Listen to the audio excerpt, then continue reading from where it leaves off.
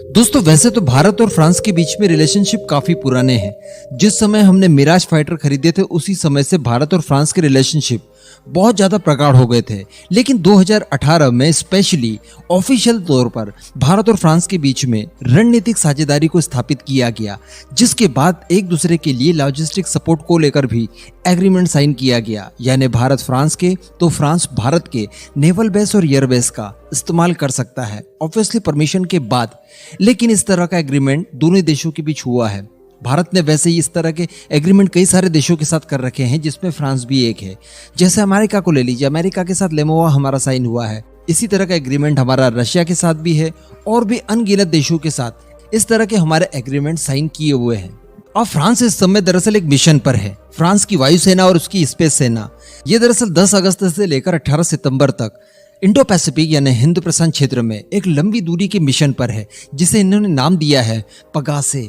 और मैं आपको बता दूं, ये पगासे शुरू हुआ था फ्रांस से लेकर कैलेडोनिया तक। कैलेडोनिया दरअसल मैप में आप यहाँ पर देखिए, आप जानते हैं कि किसी जमाने में फ्रांसीसी एम्पायर जो था वो भी ब्रिटिश एम्पायर की तरह ही था। ये लोग पूरी दुनिया पर राज करते थे। इन्होंने थोड़ा थोड़ा करके पूरा एरिया दुनिया का अपने कब्जे में कर लिया था। तो ये जो टापू आप देख रहे हैं ये फ्रांस के कब्जे में आ चुका था और फ्रांस का अधिकार इस टापू पर अभी तक है।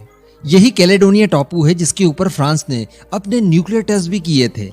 तो चूंकि ये अभी तक उसके अधिकार क्षेत्र में है, इसलिए इन्होंने एक मिशन शुरू किया जिसके तहत फ्रांस से यहाँ कैलेडोनिया तक 72 घंटे का सफर एक साथ तय करना था। बीच में कुछ पड़ाव लिए गए, जैसे कि यूएई के बाद में ये सीधा भारत पहुंचे। भारत से मदद मांगी गई। दरअसल फ्रांस की एयरफोर्स और उनकी स्पेस फोर्स की एक टुकड़ी ये जो मिलिट्री ऑपरेशन के ऊपर निकली हुई है, इन्होंने दूसरे पड़ाव में रेस्ट किया भारतीय वायुसेना के एक एयरबेस सुलूर पर। और मैं आपको बता दूं कि इस टुकड़ी में 3 रफाल फाइटर जेट भी शामिल थे। ये वही ओरिजिनल रफाल जेट हैं जो कि फ्रांसीसी वायुसेना अपने इस्तेमाल के लिए ऑर्डर की थी। तो बताया जा रहा है कि फ्रांस की तरफ से भारत से आग्रह किया गया इन्हें ठहराने के लिए। वैसे ही भारत ने किया, बाद में इन्हें रिफ्यूल किया गया। कुछ देर वो लोग ठहरे, उसके बाद वो लोग अपने मिशन पर दोबारा निकल गए। और ये सारा कुछ संभव हो पाया उसी एग्रीमेंट के तहत जो कि फ्रांस और भारत के बीच में 2018 को साइन हुआ था, यानी लॉजिस्टिक सपोर्ट के लिए। दरअसल मैं आपको बता दूं कि इस समय इंडो पैसिफिक पूरी दुनिया की नजरों में चढ़ा हुआ है। हर कोई अपनी प्रेजेंस यहाँ पर चाहता है।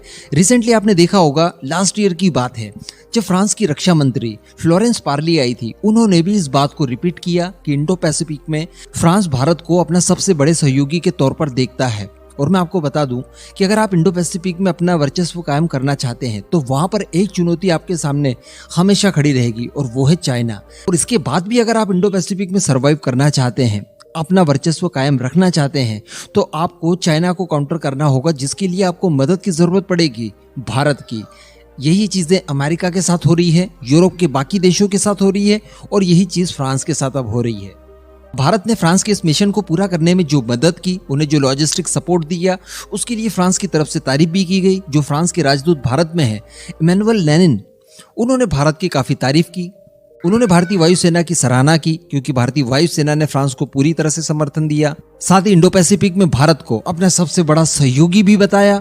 अब मैं आपको बता दूं कि इसी मिशन पगासे 2022 के अगले चरणों में फ्रांस की वायुसेना 17 अगस्त से लेकर 10 सितंबर तक ऑस्ट्रेलिया में होने जा रहे पिच ब्लैक एयर एक्सरसाइज में भी भाग लेगी, जिसमें और भी कई सारे देश होंगे। यानी ये एक मल्टीनेशनल एक्सरसाइज होगी जिसमें Australia, Japan, America, Germany, Indonesia, Singapore, UK, दक्षिण कोरिया और साथ ही साथ भारतीय वायुसेना भी शामिल होगी। तो इस तरह से दुनिया के बाकी सारे देश इस तरह से शो करने की कोशिश कर रहे हैं कि देखिए, इंडो पैसिफिक में हमारी भी प्रेजेंस है, हम भी यहाँ पर सरवाइव कर सकते हैं। इसके लिए सबसे ज्यादा जरूरी है भारत का साथ।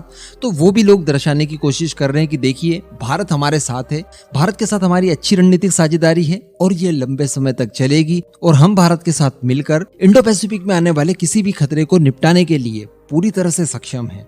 तो कहने का मतलब, दुनिया की जो बड़ी बड़ी महाशक्तियां थी यार, जिन्होंने दुनिया भर पर राज किया, आज वो भारत के सामने नतमस्तक है। ये बहुत बड़ी बात है। वैसे दोस्ती के मामले में इस तरह की चीजें नहीं कही जानी चाहिए। फ्रांस इस समय भारत का सबसे अच्छे दोस्तों में से एक है, लेकिन इसके बावजूद देख सकते हैं हम लोग, ये बहुत ही भारत के लिए सुनहरा अवसर है। भारत ने भी यहाँ पर अपनी सारी जरूरतों के लिए फ्रांस का इस्तेमाल करना चाहिए, खासकर इंजन की डील और इसके बाद SSN की डील। क्योंकि एसएसएन की डील के लिए जैसा कि मैंने आपको बताया था कि इन्फ्रोस नाम का एक संगठन संभवतः बन सकता है जो कि इंडो पैसिफिक में दूसरा इस तरह का समूह होगा, क्योंकि इससे पहले ऑकस बन चुका है।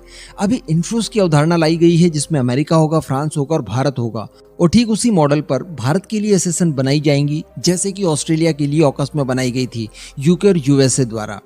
तो आई होप कि भारत को भी इससे एडवांटेज हो, लंबा एडवांटेज हो, और चाइना के ऊपर जितना हो सके भारत और भारत के सारे दोस्त मिलकर दबाव बना सके। बाकी इस पूरे मुद्दे पर दोस्तों आपका जो भी मानना हो नीचे कमेंट करके जरूर बताइएगा।